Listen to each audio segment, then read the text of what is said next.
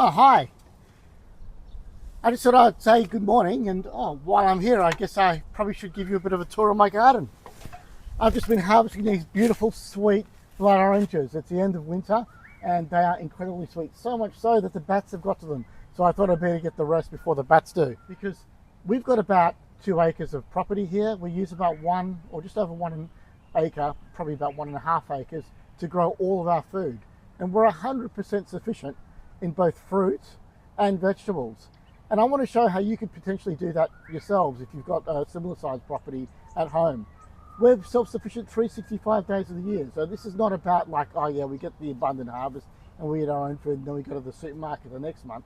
It's about being self-sufficient and eating exactly what we want all year, every year. That doesn't go fully for fruit, but it certainly does go 100% for vegetables. So why don't you stick around and I'll show you around and how we can achieve this and what you could do to do the same. Let's go. Now the first part of the tour is our main orchard. Our main orchard has about 40 fruit trees. We live in a subtropical climate, so we need to have a mix of both kind of Mediterranean style colder climate trees like these oranges, all the way to these more tropical trees like this jackfruit right over here. And that enables us to ensure that we have some level of fruit all year round. We have a huge variety of fruit. We only have about 2 or 3 of any one tree. So whether it's Jabiatica or soursop or jackfruit in the tropical side of things, all the way to apples and oranges on the, I guess, cooler climate Mediterranean fruits, we have fruits that can fruit throughout the year, so that at any point of the time of year, we're delighted by what's in season. And I really enjoy harvesting jackfruits at the end of autumn when they come into, you know, the best amount of ripeness, or custard apples throughout winter, or, you know, if I like to sometimes really look forward to the springtime, we have Jabiatica, which is one of my favorite fruits, the tree right behind you. So let's take a look at that. Now this is a Jabiatica tree. It's not fruiting right at the moment. It will fruit around about September here in Australia. We're in the northern rivers of New South Wales, which is a subtropical area. It's extremely wet as well, unfortunately. So no shortage of rainfall and water, but there is a shortage of pollination sometimes, which is pretty disappointing. The Jabiatica fruit grows on the trunk and is actually pollinated by ants. And we have no shortage of ants here, believe me. We are infested with ants. They love living here. And so they love pollinating this tree, and we get lots and lots and lots of juicy big fruit right here on the trunk. Now, just to show you how big these get, this is a jackfruit. Now, this is not the biggest. This is probably a good 20 kilos, but I have actually had bigger ones than this. And this fruit is best grown from seeds. I actually planted this tree from a seed around about 6 years ago, and have a look at the fruit it's producing. It's huge.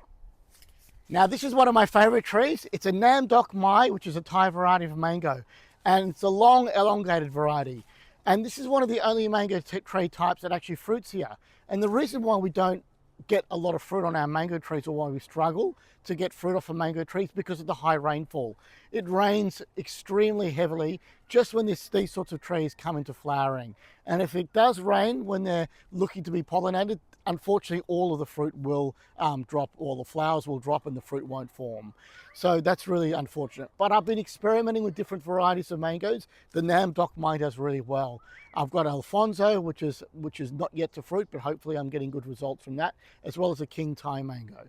Unfortunately, we do have a mango here in Australia, which is pretty much native to Australia. It was brought in the late 1600s by an East India ship which was passing by, called the Bowen mango, or Kensington Pride mango. It's by far the best mango I've ever tried anywhere in the world, and I've tried mangoes all over the place, but unfortunately it comes into flower at just the wrong time. So unless there's a drought period here in the northern rivers, we really don't get any mangoes on our Kensington Pride trees. So really disappointed around that. Okay, so we've seen the fruit and how we produce fruit. You know, we use fruit trees obviously in an orchard, but what about vegetables? Well, let's take a look at vegetables. We've got a pretty sophisticated operation. Firstly, we keep all of our vegetables in these grow tunnels. That protects us from the environment here. The biggest problem here in the northern rivers is rain. Rain. It rains like crazy here, and it would smash all of these beautiful lettuces. So we grow them here undercover in the protection of this grow tunnel. And if you're a subscriber to my channel, you would have seen these before. This is the way we grow lettuce, in these aeroponic towers.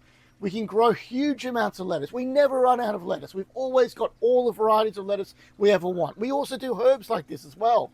We don't have herbs at the moment because we're doing herbs somewhere else, but sometimes in summer I'll grow herbs as well.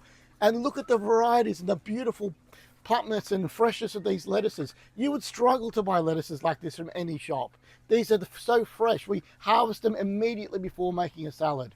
And we've got every variety growing prolifically. You can't live off lettuce alone. So what about all of the other vegetables? Well, have a look at these capsicums or sweet peppers. You've got a black one, a red one. They're grown slightly differently. They're grown in these bags of cocoa peat. And we basically feed these bags of cocoa peat with nutrients infused water, and that enables them to grow completely prolifically. Okay, now to the most sophisticated part of our operation. Believe it or not, growing tomatoes. Why is it so hard? Well, firstly, we want tomatoes all year round, and the varieties that we like to eat all year round.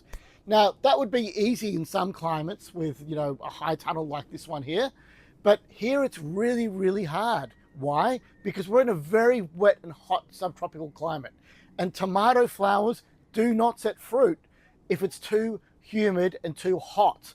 It typically gets to 100% humidity and around about 40 degrees here in summer, and these flowers would be unviable. So we wouldn't get any fruit setting on these flowers.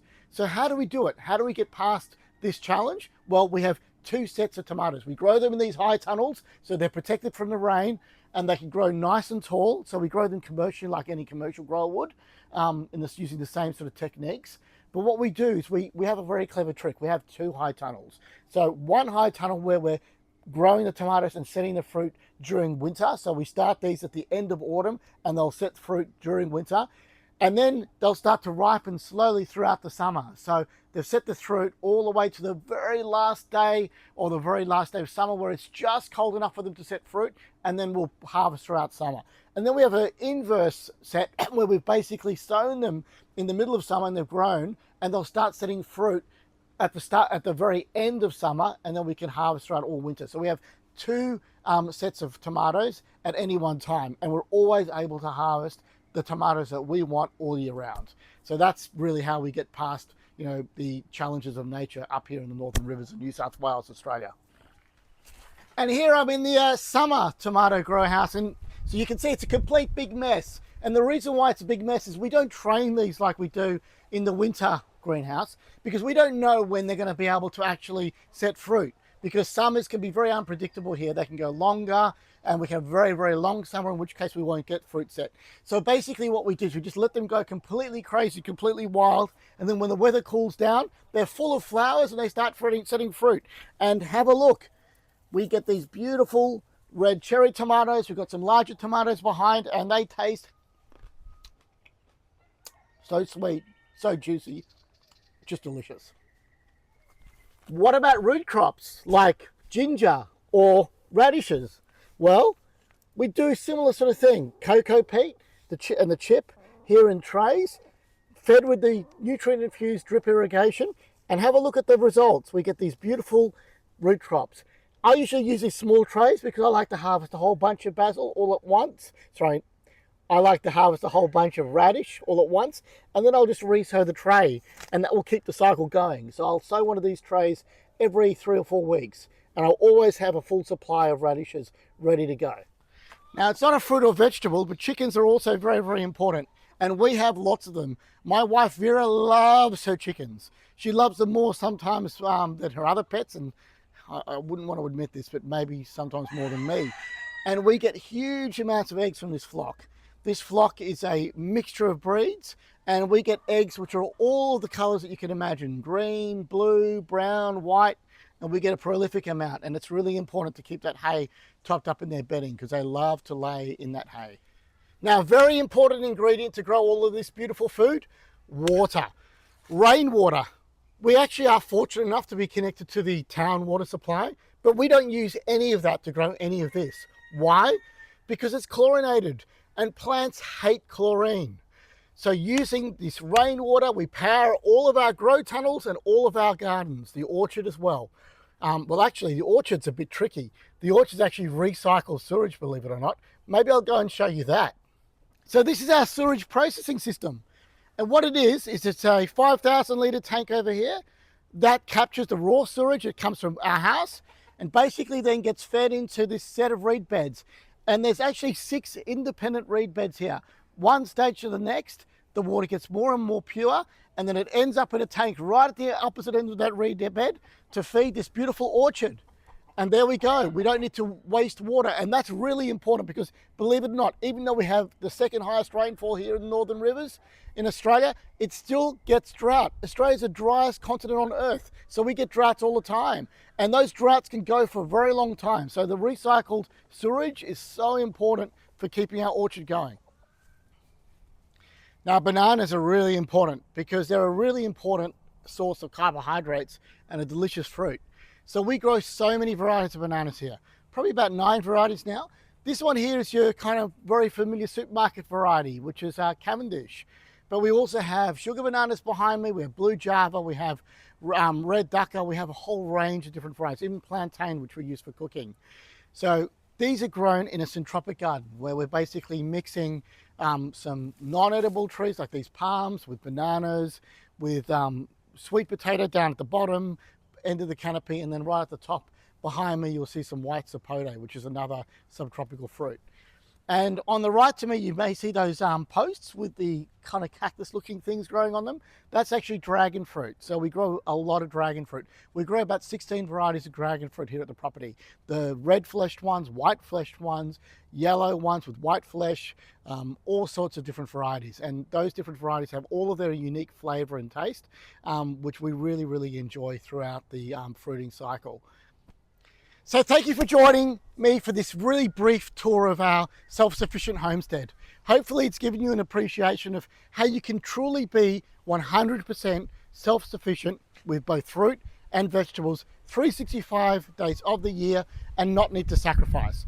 Now, I understand that it's not for everybody. You may not have the land, or you may live in a part of the world which doesn't have the right climate, but it just shows that it can be done, and it is indeed possible. Not without a lot of effort, and a lot of planning and a lot of sophistication, but it is possible. And hopefully it will inspire you to at least be a little bit self-sufficient. Not grow everything, but grow some things at home, so you could enjoy the high nutrient density food that we eat every single day. Thanks again for joining me, and hopefully you'll stick around on the channel and see some other important tips and tricks for being self-sufficient. Bye for now.